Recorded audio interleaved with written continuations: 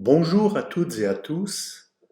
Voici 2 ans que nous avons publié la première vidéo sur la chaîne de Stockel-au-Bois. Pendant ce temps d'incertitude, nous avons eu le plaisir de vous retrouver régulièrement pour nos vidéomélies. Voici donc une nouvelle vidéomélie qui nous parlera du synode, ce chemin à faire ensemble. Après la proclamation de l'évangile et l'homélie de l'abbé Philippe Maouet, c'est l'abbé Alphonse Borras qui nous en parlera. Et comme le synode c'est l'affaire de tous, vous entendrez ensuite la réaction des paroissiens de Saint-Alix au message envoyé au vicariat après leur deuxième réunion sur le sujet. À noter également une belle initiative en solidarité et fraternité avec le peuple ukrainien. Bonne célébration. C'était il y a 2 ans, le mercredi 18 mars 2020, quelques minutes avant que ne commence le premier confinement dû au Covid. Des paroisses de Saint-Alix, de Saint-Paul, de Notre-Dame de Stockel-au-Bois, qui auraient pu imaginer il y a seulement quelques semaines que notre pays, mais aussi l'Europe et une grande partie du monde se vivraient une situation de confinement jamais connue dans l'histoire récente de l'humanité. Nous entrions dans une nouvelle façon de vivre et de nous rencontrer. Que la prière soit au cœur de ce temps du carême, fortement bousculé par les événements que nous connaissons. Ce fut aussi le début des célébrations vidéo et des vidéomélies qui ont trouvé leur place dans la paroisse et sur YouTube. Bonjour. Nous sommes aujourd'hui le 3e dimanche du temps du carême et voici l'évangile de Jésus-Christ selon saint Luc. Un jour, des gens rapportèrent à Jésus l'affaire des Galiléens que Pilate avait fait massacrer, mêlant leur sang à celui des sacrifices qu'ils offraient. Jésus leur répondit, « Pensez-vous que ces Galiléens étaient de plus grands pécheurs que tous les autres Galiléens pour avoir subi un tel sort? Eh bien, je vous le dis, pas du tout. Mais si vous ne vous convertissez pas, vous périrez tous de même. Et ces 18 personnes tuées par la chute de la tour de Siloé, pensez-vous qu'elles étaient plus coupables que tous les autres habitants de Jérusalem? Eh bien, je vous le dis, pas du tout. Mais si vous ne vous convertissez pas, vous périrez tous de même. » Et Jésus disait encore cette parabole. Quelqu'un avait un figuier planté dans sa vigne. Il vint chercher du fruit sur ce figuier. Il n'en trouva pas. Il dit alors à son vigneron, « Voilà 3 ans que je viens chercher du fruit sur ce figuier et je n'en trouve pas. Coupe-le.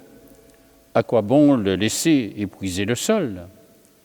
Mais le vigneron répondit, « Maître, laisse-le encore cette année, le temps que je bêche autour, pour y mettre du fumier. Peut-être donnera-t-il du fruit à l'avenir. Sinon, tu le couperas. » Acclamons cette parole de Dieu. Louange à toi, Seigneur Jésus.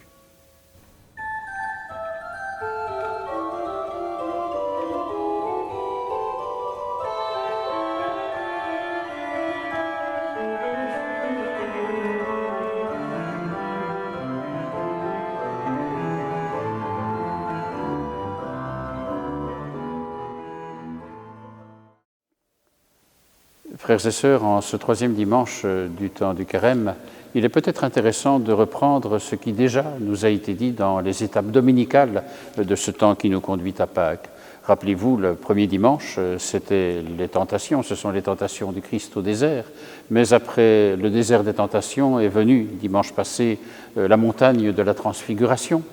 Et nous voici ici aujourd'hui avec, je dirais, un récit de l'Évangile dans lequel sont mentionnés, on pourrait dire, 2 faits divers, une réponse de Jésus et la parabole du figuier. Y a-t-il un lien entre ces différentes parties? Si l'évangéliste Luc a voulu, dans l'écoute de la parole du Christ, essayer de mettre cela ensemble, c'est qu'il y a un sens. Mais partons d'abord des 2 faits divers. L'Évangile n'est pas là pour raconter des faits divers, évidemment. Les faits divers n'ont de sens que parce qu'il y a quelque chose qui est dit de leur compréhension. Quel est le sens qui émerge de ce qui nous est dit? Alors le premier fait divers, vous l'avez entendu, c'est l'affaire des Galiléens qui ont été massacrés par Pilate. On connaît Pilate dans la Passion, il était du côté de l'occupant romain. Alors que s'est-il passé? L'histoire ne le dit pas ici, mais sans doute que les Galiléens qui étaient venus en pèlerinage à Jérusalem ont sans doute critiqué l'occupant romain, cela n'a pas été apprécié, et il y a eu sans doute le massacre dont il est question ici dans l'Évangile. Le deuxième fait divers, lui, c'est la tour de Siloé qui s'écrase, qui s'écroule, un fait divers comme on en entend beaucoup dans l'actualité, hélas, mais donc c'est un peu cette question-là. Mais des deux côtés, à partir de ces deux faits divers, vient une question, et Dieu dans tout ça? Ou à la façon dont on pourrait peut-être la poser, mais qu'est-ce que j'ai fait au bon Dieu finalement? Et donc, il y a cette question qui va être posée de dire est-ce que ceux qui ont été les victimes, que ce soit les Galiléens, que ce soit ceux qui étaient dans la tour de Siloé, sont-ils plus pécheurs que les autres? Est-ce qu'il y a un lien entre le péché et le malheur? Et avez-vous remarqué dans l'Évangile, chaque fois qu'on pose la question à Jésus, il répond avec une détermination forte, non, pas du tout, pas du tout. Et donc c'est toute la question finalement de la souffrance, la question du malheur, et ce qui est la nouveauté peut-être par rapport aussi à l'Ancien Testament, même si chez Job, dans les livres de Job c'était déjà dit, mais c'est qu'il n'y a pas de lien entre le péché et la punition. Dieu n'est pas un punisseur, mais un sauveur. Et cela change tout. Et donc revient toujours cette question par rapport à ce qui est notre attitude, je dirais, devant le malheur, devant la souffrance. Et au fond, la conclusion qui est déjà dans le livre de Job, mais qui peut être reprise dans ce que nous entendons de l'Évangile, c'est d'abord de reconnaître que nous n'avons pas la maîtrise des événements. Il y a une certaine humilité devant cette précarité de la vie et de l'existence. C'est quelque chose d'important. Deuxième chose, de maintenir, coûte que coûte, je dirais, le cap de l'espérance. Et donc aussi ce qu'est la confiance en Dieu. Mais allez-vous dire, pourquoi faire confiance si c'est pour avoir des malheurs ou de la souffrance et que le Seigneur ne vient pas résoudre cela? J'en dirai un mot de toute façon dans la conclusion, mais notons quand même ceci. Dieu est celui qui nous donne la vie jusqu'à la vie éternelle. Ce qu'est notre expérience humaine, c'est que la mort et le mal ont souvent, si pas toujours, l'avant-dernier mot, mais pas le dernier mot. Et qu'il y a là quelque chose qui est vraiment fondamental dans notre façon de comprendre et de regarder Dieu. Alors, le Seigneur qui dit « Cela vous arrivera si vous ne vous convertissez pas ». Ça veut dire quoi cette conversion? Peut-être que la grande conversion à la lumière de l'Évangile d'aujourd'hui, c'est de convertir notre regard vers Dieu, de ne pas prendre Dieu comme un Dieu punisseur, comme je vous disais. Et la grande conversion, elle n'est peut-être pas d'abord celle des comportements, aussi, sans doute aussi, mais elle est d'abord cette conversion qui consiste à regarder Dieu, à vivre avec Dieu comme il se révèle. Et alors, c'est ici que la dernière partie de l'Évangile, la parabole du figuier, vient nous éclairer. Il y a ce figuier qui n'a pas donné de fruits, on dit coupe-le, etc.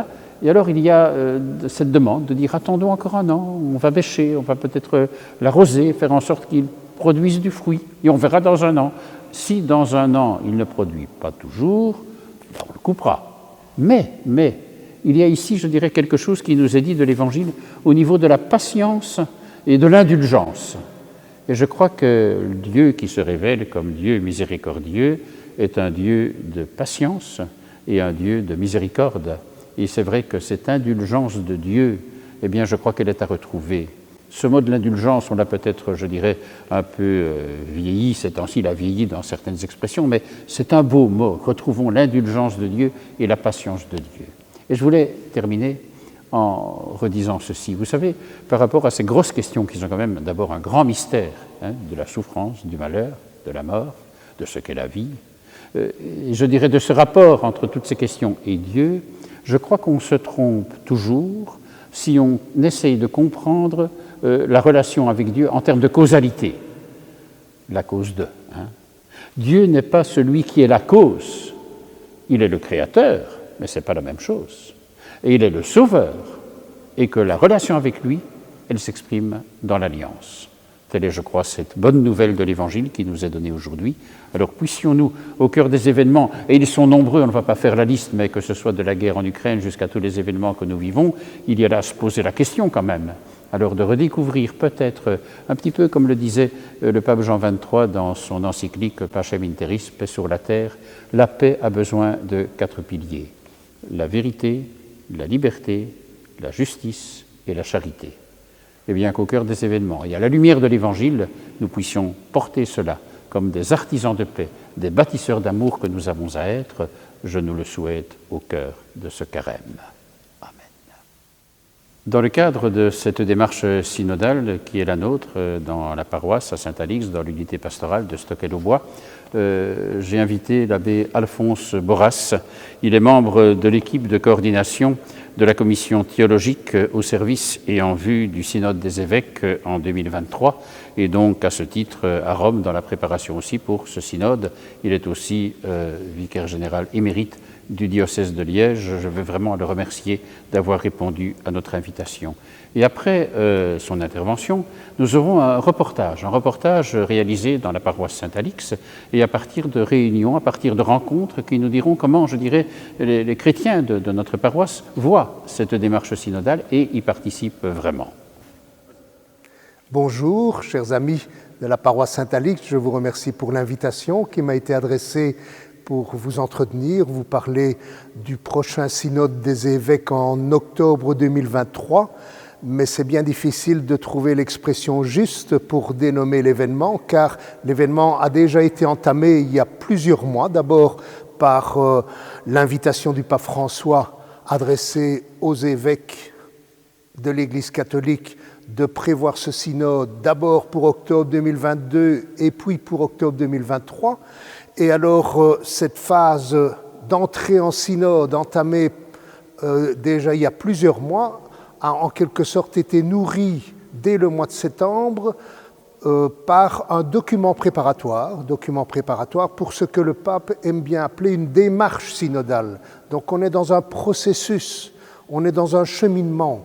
Et là, on voit tout de suite la connivence, je dirais, terminologique ou langagière entre processus, cheminement, démarche et l'origine du mot synode qui signifie en tout cas un marcher ensemble, un cheminer avec d'autres, mais aussi, comme aime à le dire mon collègue de Louvain-la-Neuve, le professeur Arnaud Jean-Lambert, un se réunir ensemble, un passer ensemble un seuil.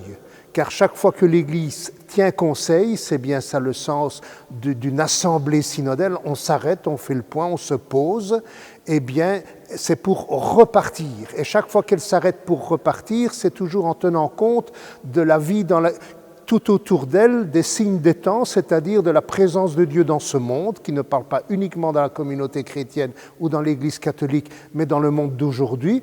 Et donc chaque fois que l'Église s'arrête pour discerner ce que Dieu a à dire, en particulier aux disciples de Jésus, eh bien c'est pour une perspective, je n'aime pas trop user du mot missionnaire, c'est-à-dire pas tellement missionnaire dans le sens prosélytisme, mais de communication de l'Évangile. Et nous savons bien, en parlant de communication, il faut toujours tenir compte non seulement du locuteur, celui qui parle, mais du destinataire. Donc c'est ça le grand défi de communication de l'Évangile pour l'Église catholique dans nos contrées et partout sur la planète. C'est pas simplement asséner un message, Jésus te sauve, par exemple, mais c'est entrer en communication, donc finalement en dialogue avec nos contemporains à partir des questions qu'ils se posent, des préoccupations qui sont les nôtres, mais surtout de ce que nous discernons de la présence de Dieu dans ce monde. Et Dieu ne parle pas, je le répète, uniquement dans l'Église catholique, mais dans le monde d'aujourd'hui. Donc ça, c'est la grande visée, je crois, du pape François. Et dans ce sens-là,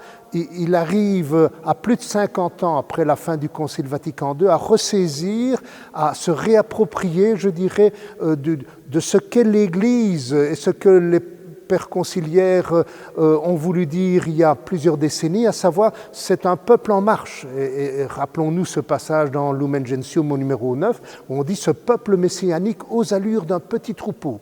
Donc c'est un petit peuple. Donc c'est la prétention un peu d'être en Reconquista, nous devons la laisser derrière nous, dans un deuil d'une chrétienté qui a été sans doute bénéfique dans nos contrées, mais qui est d'un autre temps. Eh bien ce petit peuple, ce peuple messianique aux allures d'un petit peuple, est celui qui doit porter ou plus exactement, vous l'avez compris, faire part de l'amour de Dieu pour tous les êtres humains. Voilà, ça c'est la grande visée. Alors dans ce sens-là, il a convoqué le synode des évêques, mais le synode des évêques qui bénéficie déjà de plus de 50 ans, depuis le premier synode était en 67, après le Concile Vatican II, et au fur et à mesure des synodes successifs, des assemblées synodales, cette institution s'est en quelque sorte perfectionné ou s'est parachevé dans sa visée. Ça reste toujours un synode des évêques, mais au fur et à mesure du temps,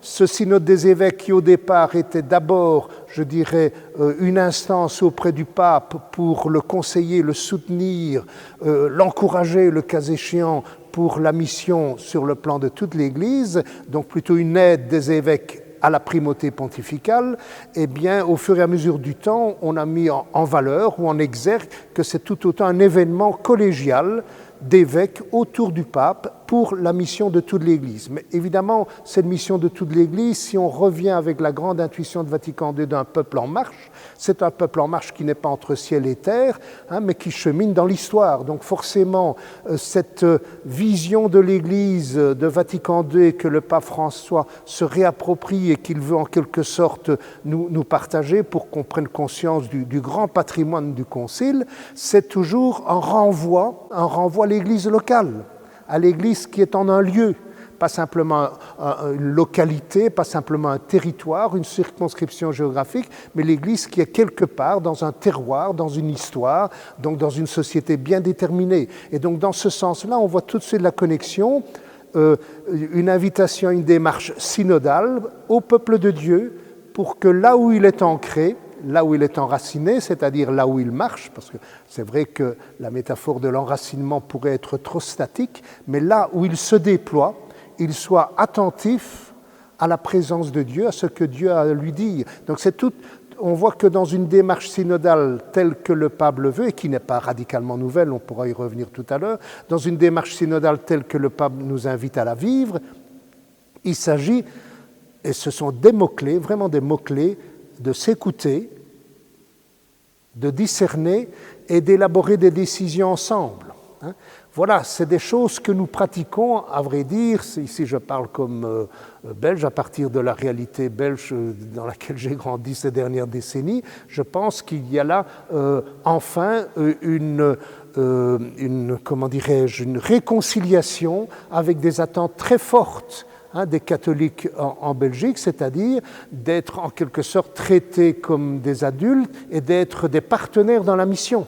Donc dans ce sens-là, on ne peut que se réjouir, même si d'une certaine façon, ceux que j'appelle encore volontiers les synodo-sceptiques, comme les Européens sceptiques, risquent d'être perplexes et désabusés et ne pas rentrer dans le jeu. Je pense que, bien sûr, certains d'entre nous peuvent regretter que ça arrive trop tard, mais c'est une grâce qu'il nous faut accueillir, c'est-à-dire le pape qui, d'une manière résolue, après plusieurs décennies à la fin du Concile, veut d'une certaine façon nous faire prendre conscience de ce que nous sommes au cœur de l'histoire, et concrètement chez nous.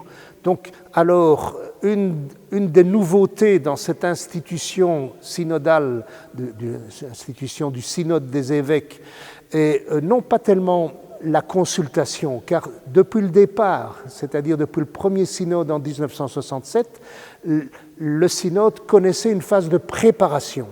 Mais elle était essentiellement absorbée, si je puis dire, ou en tout cas destinée aux instances, soit des conférences des évêques, et parfois on sait très bien que dans une conférence des évêques, c'est vite délégué à quelqu'un qui va traiter le sujet pour l'ensemble de l'épiscopat local, ou aux facultés et instituts de théologie ou de droit canon. Donc dans ce sens-là, cette phase de préparation a toujours existé. Mais le pape François, déjà pour le double synode sur la famille, avait voulu l'élargir largement. Et c'est ce qu'il a formalisé dans ce qu'on appelle une constitution apostolique, un cadre normatif pour cette institution-là. Et ce que non seulement la constitution apostolique de 2018 a régulé, mais ce qui est en train de se mettre en route, car ce qui est dans un sens, je dirais, épatant, magnifique, mais en même temps désarçonnant, c'est que le processus dans lequel nous sommes va encore plus loin que ce que le pape a prévu dans la Constitution apostolique de 2018. Donc la nouveauté de la démarche, ce n'est pas tellement qu'il y ait une phase de préparation, mais c'est les modalités de cette consultation qui s'effectuent pas simplement dans des cercles ecclésiastiques, conférence des évêques, la rigueur, les facultés de théologie ou de droit canon, mais surtout à partir du peuple de Dieu. Là, je crois que c'est vraiment une insistance. Un synode des évêques, il part des églises locales pour y revenir. Il part des églises locales pour qu'on soit vraiment à l'écoute. Et là, c'est vraiment une invitation forte que le pape, comme évêque de Rome, adresse à ses collègues dans l'épiscopat, c'est-à-dire écouter le peuple de Dieu. Là, je crois qu'on est à un grand tournant. Écouter le peuple de Dieu. Donc il y a tout un rééquilibrage, ce n'est pas simplement le magistère qui dit, parfois avec des questions que les gens ne se posent pas encore, ce qui doit être vécu dans le peuple de Dieu, c'est plutôt les pasteurs qui, au milieu de leur troupeau, et parfois ils sont devant ou derrière, mais qui au milieu de leur troupeau sentent justement comment le peuple de Dieu, en un lieu, espère répondre à sa vocation et être témoin de la bonne nouvelle de l'amour de Dieu pour tous. Donc voilà, je crois que cette dimension de consultation vraiment du peuple de Dieu localement, au niveau des diocèses et puis d'une conférence des évêques, et puis on parle même au niveau continental, est déterminante. Alors l'enjeu, il y aurait beaucoup à dire, vous le voyez bien dans ma manière d'aborder le sujet, l'enjeu du synode des évêques, bien sûr, c'est la phase de célébration en octobre 2023, mais c'est au-delà ce qu'on appellera la phase de mise en œuvre. Je préfère parler dans des termes classiques en théologie ou en droit canon de réception, c'est-à-dire de digestion, de réappropriation. Et là, elle n'est pas automatique, tout comme la digestion de Vatican II ne s'est pas faite du jour au lendemain, et s'est faite différemment selon les régions dans la planète. Eh bien, pareillement, chaque synode a un apport qui demandera d'être digéré. Et donc ça, c'est la troisième phase. Ce qui me semble important, ici et maintenant, dans la phase où nous sommes, c'est-à-dire encore la phase de consultation des églises locales, c'est en quelque sorte ne pas être focalisé sur ce qu'on doit faire remonter, mais comme le dit le document préparatoire, le thème de la synodalité, c'est à la fois l'objet et la méthode. Donc, la chance que nous avons dans les groupes qui jouent le jeu de la préparation au synode, c'est de pratiquer ce dont il est question. C'est-à-dire écoute, discernement et ensemble élaborer des décisions. Je crois que là, il y a quelque chose de fondamental. Dans le même document préparatoire, il est dit « apprenons les uns des autres ». Et là, on le sait bien, le pape est fort insistant à l'adresse des évêques et plus largement du clergé presbytéral, peut-être clergé diaconal aussi, mais on ne va pas rentrer dans toutes ces spécifications. Donc c'est d'une église qui écoute et pas une église qui assène un message. Parce que son potentiel ne réside pas simplement dans le clergé, son potentiel, il est dans le peuple de Dieu, et d'une manière très diffuse et capillaire. Tout le monde, d'une manière ou d'une autre, comme aimait à dire le frère Roger, le peu que tu as compris de l'Évangile, vis-le. Eh bien, dans le peuple de Dieu, qui que nous soyons, même sans nécessairement des charges ecclésiales officielles, des services dans une unité pastorale ou des services d'église. Donc, qui que nous soyons, nous avons quelque chose à partager de notre expérience chrétienne pour que ce monde devienne un peu plus selon le rêve de Dieu.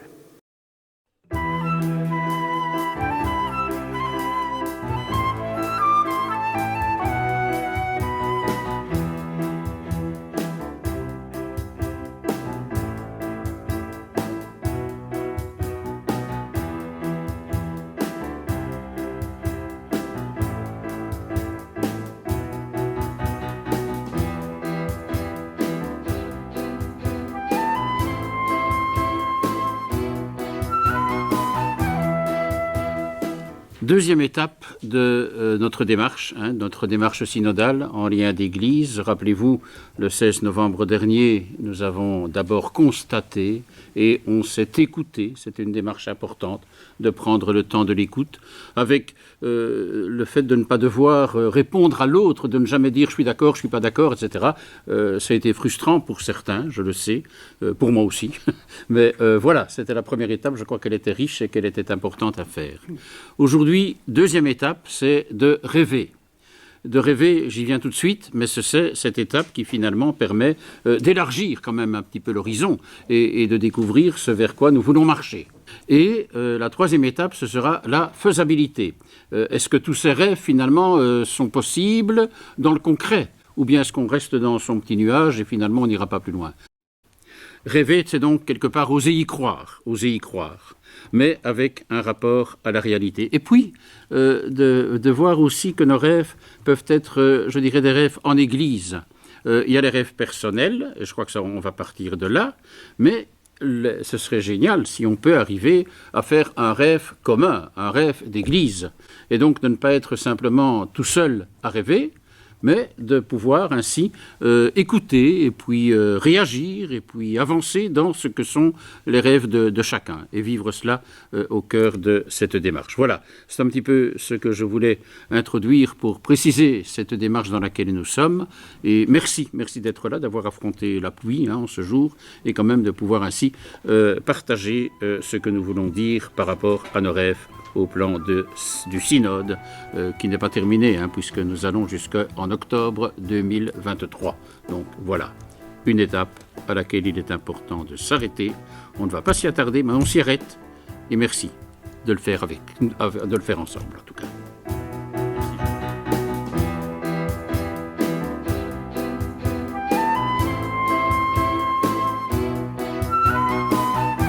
Nous rêvons d'une Église qui revient à l'essentiel, à l'Évangile, à l'annonce du royaume de Dieu, aux pauvres, et moins centrée sur d'autres aspects religieux accumulés au fil des siècles et qui ne trouvent pas directement leur source dans l'Évangile. Nous rêvons d'une Église qui met l'accent sur le partage, l'écoute de tous, l'ouverture à de nouveaux ministères, et pas d'une Église trop verticale et cléricale, obéissance à une autorité, Église qui n'écoute pas directement les croyants et qui se replie sur elle-même. Nous rêvons d'un concile par lequel l'Église est capable de se remettre en question, pour revenir à l'intuition, l'audace et au souffle des premières communautés chrétiennes. Nous rêvons d'une Église qui donne la possibilité à chacun de vivre et de rayonner la joie du message du Christ. Les jeunes de notre communauté rêvent d'une Église attrayante, qui leur donne leur place et leur accorde un certain degré de créativité, au niveau des célébrations, des partages, etc. Nous rêvons de célébrations plus vivantes, qui sortent d'un cadre routinier et dont les textes et paroles sont compréhensibles par chacun. Nous rêvons d'une communauté où chacun se connaît mieux et qui développe de nouveaux espaces de convivialité, de partage et de spiritualité dans le respect des sensibilités différentes. Nous allons entendre maintenant la réaction à ces 7 messages des paroissiens qui sont venus nous dire comment ils voient leurs rêves à travers ce que la paroisse a envoyé au vicariat. Paroissiens de différentes générations, de différentes sensibilités. Nous les écoutons. J'ai trouvé super enthousiasmant de pouvoir rêver, d'être invité par l'institution à parler. Je ne suis pas juste quelqu'un qui vient, mais j'ai droit à la parole. Ce qui était fantastique ce soir-là, c'était cette envie de vent nouveau, d'un concile, qu'il soit d'ici ou d'ailleurs, mais qui porte, qui donne vie, et la joie dont tout le monde rêve, cette envie de se retrouver, de fêter, de célébrer, tout en restant fidèle à la tradition, au message, mais en le modernisant pour qu'il puisse toucher chacun dans l'accueil de tous, quelles que soient nos sensibilités, notre ouverture ou notre âge. Et maintenant, j'espère qu'on sera entendu et surtout qu'on va passer à l'action. J'ai envie de dire d'abord, en vous regardant ici autour et vous-même, vous êtes habités par le Seigneur. Et l'Église, on parle souvent d'Église, c'est l'Église fondée par Jésus qui est bâtie par Jésus. C'est l'Église de ceux qui croient qu'il est vraiment envoyé par le Père. Et c'est pour ça, dans chacun de vous ici, et vous qui regardez, c'est Jésus que je vois au fond de votre cœur, en vous-même. Et c'est ça pour moi l'Église, la vraie Église. L'institution, c'est celle qui soutient cette Église. Mais l'Église, la véritable, que nous devons chercher, que nous devons aider à vivre ensemble, c'est cette reconnaissance de Jésus en chacun de nous et de vivre de l'esprit que Jésus nous a promis. Voilà, c'est vraiment ce message-là que je retrouve dans les détails, dans les réponses, chacun à sa manière, bien sûr. Et la première réponse, c'est vraiment cette Église profonde, intérieure. Voilà, je vous remercie, mes frères et sœurs. Moi, j'ai retenu plein de choses dans nos réunions, mais j'ai surtout retenu le fait d'avoir une Église plus ouverte aux jeunes et aux encore plus jeunes, et vraiment de revisiter les textes, mais pas en les changeant, en les modernisant. Voilà. C'est très important pour moi que les jeunes aient une place dans l'Église, qu'il y ait un peu de... Quand on lit les évangiles, que ce soit plus théâtral, plus vraiment avec les gestes, pas monotone, que ce soit attirant pour les gens de venir à l'église et pas une obligation,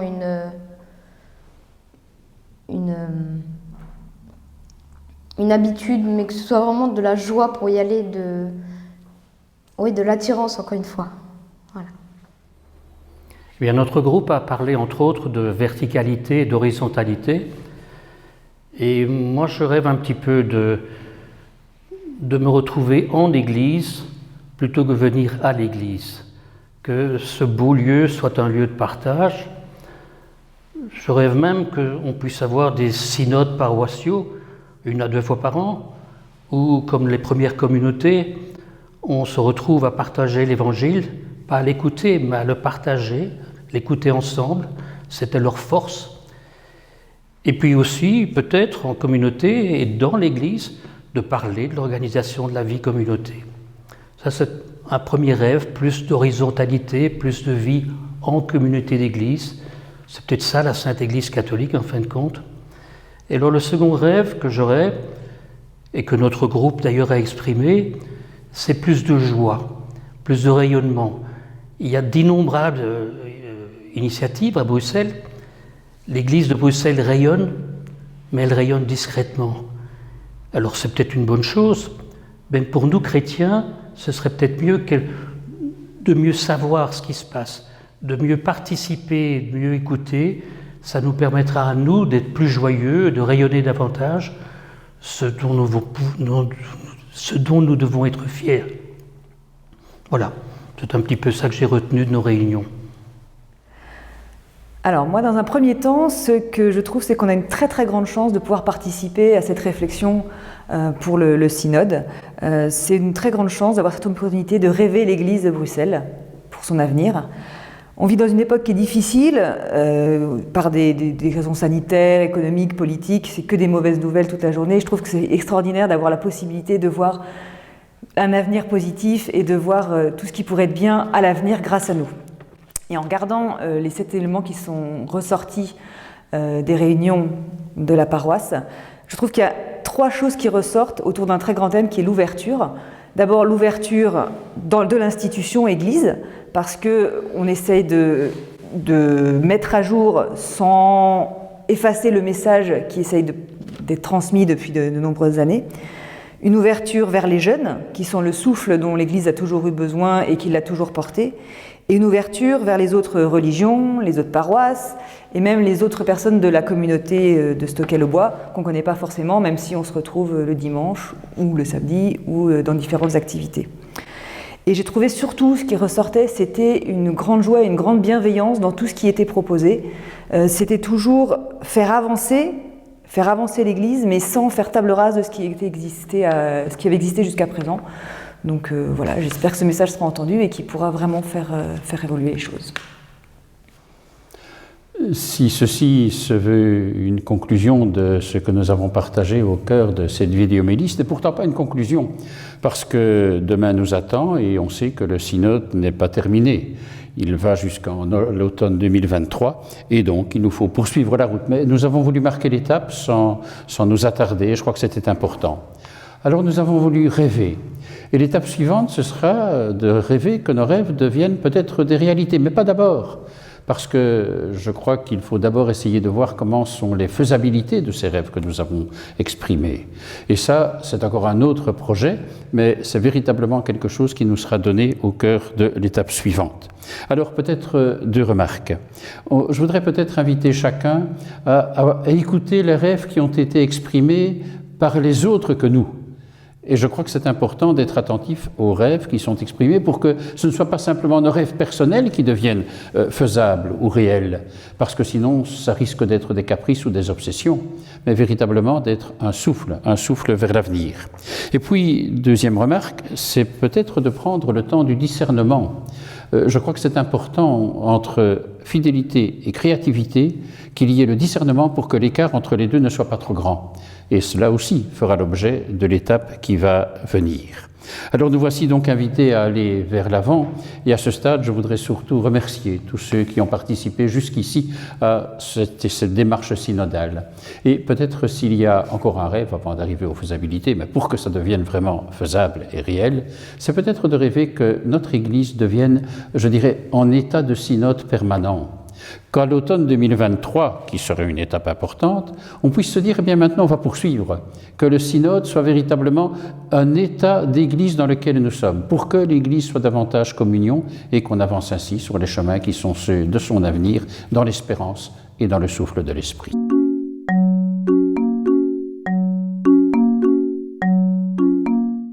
Des vivres non périssables et des médicaments de première nécessité, c'est ce que nous vous invitons à apporter ici à l'église Saint-Alix dans un lien avec une personne qui va aller à la frontière entre la Pologne et l'Ukraine avec justement ce que nous apporterons. Alors voilà, une présentation de cette opération Solidarité que nous vous proposons pour ces jours-ci. Bonjour à tous, voilà, je m'appelle Waldek, je viens de Pologne. Oui, alors ma femme travaillait à Pologne dans les frontières qui habitaient, dans la petite organisation qui aidait pour les gens ukrainiens. Alors moi je suis ici pour tout ce qui vous est apporté pour les gens ukrainiens, pour faire une distribution, pour apporter à Pologne. Et une petite organisation qui ma femme travaillait dans l'organisation, elle apportait pour les gens ukrainiens. Pour tout ce que vous avez déposé ici, apporté, grand merci. Et pour la famille de l'église de Saint-Alix, pour vous. Merci aussi. Pascal va nous préciser, je crois, de quoi il s'agit aussi. Merci beaucoup en tout cas. Et il va se rendre à la frontière polonaise et Ukraine. Alors Pascal, on va. Bonjour.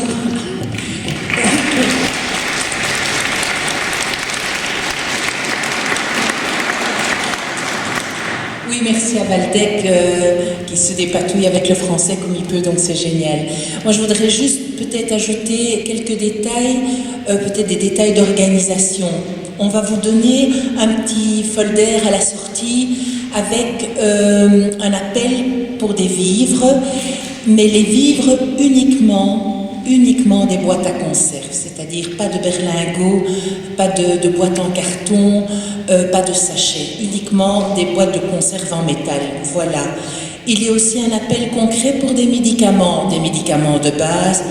Vous verrez sur le petit folder, c'est des aspirines, c'est des calmants, mais à base de myopathie. Enfin, je dis des choses vraiment, des aspirines, des bandages, des gaz, vous verrez bien. Je voudrais ajouter aussi, depuis ce matin, on s'adapte à la demande que fait évidemment la Pologne. Vous pourriez ajouter, si c'est possible, il m'a dit, des chaussettes bien chaudes. Si jamais vous avez des enfants, des petits-enfants qui sont passés par les scouts et qui vous restent des sacs de couchage, qui dorment dans un grenier, ils sont les bienvenus aussi. Et même des lampes de poche. Voilà, ceci s'ajoute, n'est pas repris sur le folder, mais ces choses-là sont les bienvenues aussi. Alors, où déposer toutes ces choses? À l'intérieur du portique de l'église. Pas dans l'église, s'il vous plaît, parce que sinon ça va être encombrant. Vraiment sous le portique de l'église. Il y aura 2 passages par jour, plus ou moins fin de matinée et fin de journée. Voilà, alors Valdec, Valério, mon mari et moi sommes à la sortie. Si vous avez des questions à poser ou plus de détails, ben vous n'hésitez pas. Vous venez nous poser la question. Et déjà, je vous dis merci pour Valdec et aussi pour son épouse Alicia, je pense, qui est en Pologne et qui réceptionne, dès que la camionnette sera pleine, comme ce sera mis sur le folder, la camionnette prend la route, elle réceptionne, vous verrez, il y a une petite carte où se situe le point d'arrivée qui est vraiment près de la frontière. Et voilà, elle dispatche, elle a une équipe nombreuse qui attend tout ce qui arrive là-bas. Donc voilà, puis on vous tiendra au courant. En tout cas, merci déjà beaucoup pour ce que vous allez faire et pour la réponse que vous leur donnerez à cet appel. Merci beaucoup. Une opération qui restera, merci Pascal, une opération qui restera jusqu'au 18 mars, en tout cas, on en reparlera. Ils sont assez spontanés. Non, oui, il va prendre juste ça maintenant. Ok. On va prendre chez nous.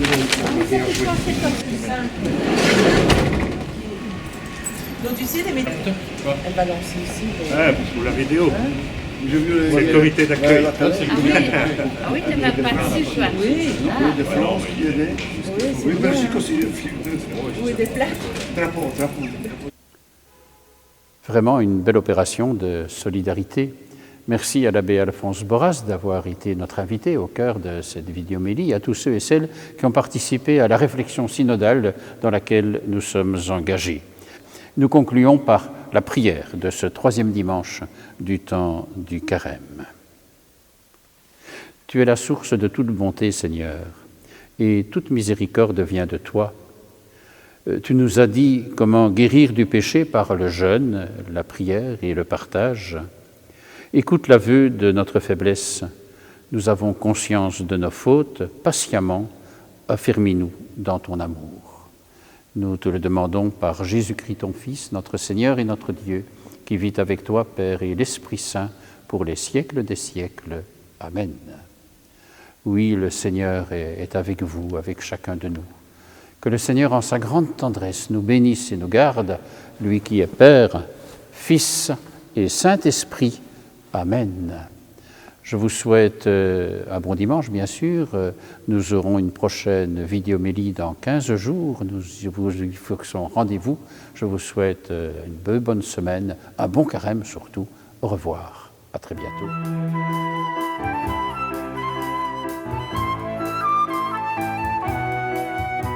On ne fait pas l'Église qu'avec des hommes, mais on ne la fera pas sans. On ne la fera pas qu'avec